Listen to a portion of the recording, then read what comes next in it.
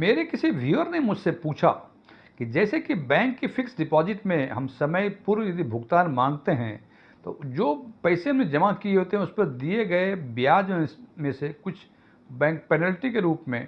काट लेते हैं, उसके बाद ब्याज की रकम और मूलधन की रकम वापस करते हैं। तो क्या इसी तरह से यदि म्यूचुअल फंड में हमने एसआईपी की और एसआईपी फॉर एग्जांपल 5 वर्षों के लिए की और 5 वर्ष के पहले ही या तो उस एसआईपी को बंद कर दिया और बंद करके पैसे निकाल लिए या पैसे नहीं निकाले, जो भी परिस्थितियां हों, क्या उस परिस्थिति में जो उस जमा किए गए रकम पर रिटर्न मिलता है उस रिटर्न में कोई कटौती होती है?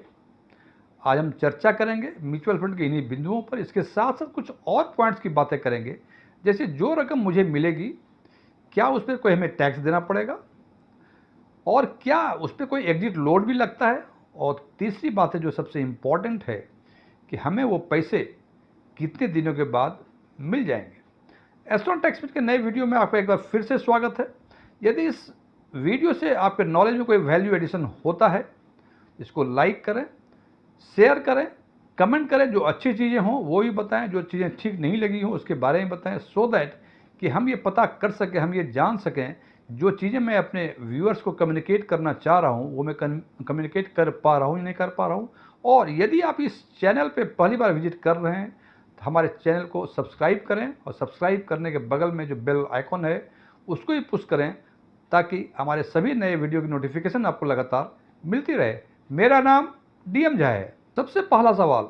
कि यदि हम प्री मैच्योर एसआईपी को या तो बंद कर देते हैं या उससे पैसे निकाल लेते हैं या उसको पॉज करते हैं तो क्या उस पर कोई पेनल्टी म्यूचुअल फंड चार्ज करती है? तो जनाब इसमें कोई ऐसी पेनल्टी नहीं। उदाहरण के तौर पे यदि आपने 10 वर्षों के लिए एसआईपी की थी और आपने 1 वर्षों में ही एसआईपी बंद कर दी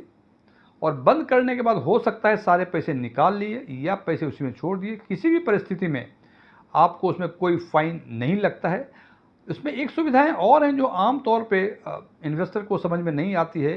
कि एसआईपी करने के केस में चूंकि रेगुलर अमाउंट रेगुलर फ्रिक्वेंसी पे हमें जमा करनी होती है, तो कभी कभी होता है परिस्थितियां ऐसी आती हैं कि हम इंस्टॉलमेंट जमा नहीं कर पाते हैं और या ये भी हो सकता है कि आपको लगता है कि अभी ये कुछ महीनों के लिए इसको बंद कर दिया जाए,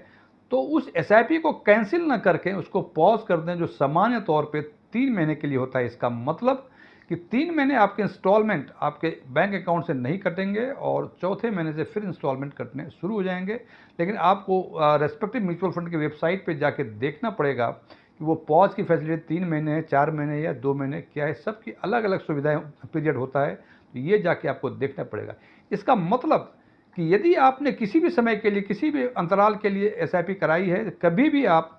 एसआईपी को पॉज कर सकते हैं और बंद कर सकते हैं, या पॉज या बंद ना भी करें और बीच में यदि आपको पैसे की ज़रूरत है तो समय के पूर्व आप पैसे भी रिडीम कर सकते हैं। इसमें म्यूचुअल फंड किसी भी तरह का कोई फाइन नहीं लगाता है। अगला सवाल, म्यूचुअल फंड में जो एसआईपी करते हैं या तो समय से पूर्व या समय के बाद जब भी हो, जब हम रिडीम करते हैं यानी पैसे निकालते हैं, तो क्या उस पैसे पे कोई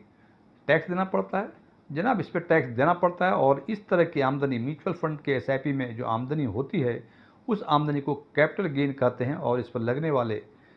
टैक्स को कैपिटल गेन टैक्स बोलते हैं। सामान्य अवस्था में ये 2 तरह का होता है, शॉर्ट टर्म कैपिटल गेन और उस पर लगने वाले tax short term capital gain tax, और दूसरा गेन होता है लॉन्ग टर्म कैपिटल गेन और उस पर लगने वाला tax long term capital gain tax. सीधे साफ शब्दों में यदि आपने म्यूचुअल फंड के यूनिट्स की होल्डिंग 1 साल से कम रखी है और उसमें आप 1 साल के अंदर रिडीम कर लिया, तो जो भी कैपिटल गेन होगा यानी जितने पैसे लगाए और जितने पैसे मिले उसमें जो अंतर होगा वो कैपिटल गेन कहलाएगा। और ये गेन चूंकि 1 वर्ष के अंदर ही पैसे निकाल लिए तो शॉर्ट टर्म कैपिटल गेन होगा और इसमें लगने वाले टैक्स को short term capital gain tax बोलते हैं। और आज की परिस्थिति में equity mutual short term capital gain tax का रेट 20% है, यानी यदि आपने 50,000 रुपये निकाले थे और 60,000 या 70,000 रुपये बन गए, इसका मतलब आपका और 1 साल के अंदर ही निकाल लिए, इसका मतलब कि आपका शॉर्ट टर्म कैपिटल गेन 20,000 रुपये हुआ और 20,000 का 20%, आज के दिन में 20% का रेट है, इसका मतलब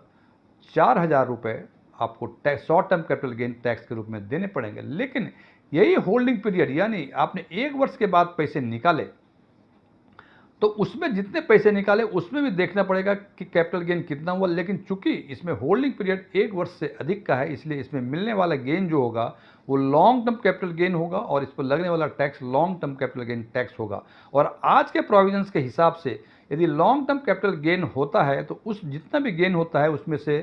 1,25,000 का एग्जम्पशन मिलता है, उसके ऊपर जितना गेन हुआ है उस गेन पे आपको 12.5% का long term capital gain tax देना पड़ेगा। यानी यदि आपने 5 लाख रुपए लगाए थे और 7 लाख रुपए हो गए, आपने रिडीम किया 7 लाख रुपए का, तो और 1 वर्ष से अधिक की होल्डिंग पीरियड थी यूनिट्स की, तो इसका मतलब आपको 2 लाख रुपए का लॉन्ग टर्म कैपिटल गेन हुआ और एग्जाम्पशन इसमें 1,25,000 है, तो बाकी जो 75,000 बचेंगे उस पर आपको 12.5% का long term capital gain tax देना होगा। अगला सवाल, क्या इसमें कोई एग्जिट लोड है? जनाब बिल्कुल एग्जिट लोड है, लेकिन इसके कुछ कंडीशंस होते हैं। सामान्य तौर पे यदि आपने यूनिट्स को 1 साल से कम रखा और उसके बाद आपने रिडीम कर लिया यानी पैसे निकाल लिए, तो नॉर्मल कोर्स में 1% का एग्जिट लोड लगता है। ये आपको रेस्पेक्टिव म्यूचुअल फंड की वेबसाइट पे देखना पड़ेगा कि ये 1% है या 1% से कम है या 1 ही साल का पीरियड है। लेकिन नॉर्मल कोर्स में ये माना जाता है कि 1 साल के अंदर निकालेंगे तो कुछ ना कुछ एग्जिट लोड लगेगा और 1 साल होल्ड करके यदि पैसे निकालेंगे तो आपको निश्चित रूप से एग्जिट लोड सभी म्यूचुअल फंड्स में 0 है। लेकिन यदि 1 साल के अंदर निकालते हैं तो कितना लगेगा, ये आपको रेस्पेक्टिव म्यूचुअल फंड के वेबसाइट पे जाके इसको चेक करना पड़ेगा। एक अंतिम सवाल, ये रिडेम्पशन कर लिया, टैक्स दे दिया, एग्जिट लोड दे दिया, लेकिन ये पैसे मुझे मिलेंगे कब? जनाब आज की परिस्थिति के हिसाब से इक्विटी म्यूचुअल फंड में यदि 2 बजे के पहले, हालांकि सेबी का गाइडलाइंस बोलता है 3 बजे के पहले, लेकिन हर एएमसी अपना अपना कुछ समय आधा घंटा 45 मिनट आगे पीछे किया हुआ है, तो सेफ साइड के लिए यदि 2 बजे के पहले आप म्यूचुअल फंड या यूनिट्स को रिडीम करने के लिए रिक्वेस्ट या तो ऑफलाइन या ऑनलाइन जो जिसमें आप कंफर्टेबल हैं कर देते हैं, तो आपको उस दिन की एनएवी के बेसिस पे उसके तीसरे दिन आपके वो पैसे आपके खाते में आ जाएंगे। कंडीशंस ये हैं कि आपने जब अकाउंट खोला, जब फोलियो खोला था, उसमें आपके account number, IFSC code, mobile number सारे अपडेटेड हो तो सीधे वो पैसे आपके खाते में आ जाएंगे। एक चीज़ और ध्यान रखें, हमने कहा तीसरे दिन, उदाहरण के तौर पे आपने किसी फ्राइडे को 2 बजे के पहले या तो ऑफलाइन या ऑनलाइन इसको रिडम्पशन के लिए रिक्वेस्ट डाल दिया आपने, इसका मतलब फ्राइडे का जो भी एनएबी कंक्लूड होगा रात 9-10 बजे, उस बेसिस पे उसके रेट से आपको मिलेगा +3 डेज। मतलब ये 3 डेज जो है 3 बिजनेस डे है, और हम मान के चलते हैं कि मंडे, ट्यूसडे और वेडनेसडे बिजनेस डे है। सैटरडे संडे चूँकि बंद होता है तो सामान्य अवस्था में ये पैसे आपको वेडनेसडे को मिलेंगे, लेकिन इस बीच में यदि कोई और एक छुट्टी हो गई तो वो एक दिन और एक्सटेंड कर जाएगा, वो थर्सडे को मिलेगी। और निश्चित रूप से T+3 डेज में पैसे आपके अकाउंट में होंगे। और यदि आपका आईएफएससी कोड, अकाउंट नंबर वगैरह अपडेटेड नहीं है, जो सामान्य तौर पे आज के दिन में नहीं है ऐसा, तो वो आपको T+3 डेज में चेक इशू कर देंगे। और वो डिपेंड करता है कि आपका एड्रेस उस फोलियो में कहाँ का है, वो रजिस्टर्ड डाक से आएगा। वो डाक से जब आएगा आपको रिसीव होगा, ये पोस्ट ऑफिस की दया पर निर्भर करती है कितने दिन में रिसीव होगा, कहाँ रहते हैं आप, और रिसीव करने के बाद फिर आप बैंक में जमा करेंगे। बैंक में जब जमा करेंगे समय के पूर्व, तो नॉर्मल कोर्स में तीसरे दिन भी पैसे आपके खाते में आ जाते हैं। तो ये देखना पड़ेगा कि आपके सारे अकाउंट डिटेल यदि अपडेटेड है, आईएफएससी कोड वगैरह सब अपडेटेड हैं, तो T+3 डेज में पैसे आपके खाते में। अदरवाइज नॉर्मल कोर्स में 15 दिन लग जाते हैं यदि ये अपडेशन उस फोलियो में नहीं है तो। Thank you.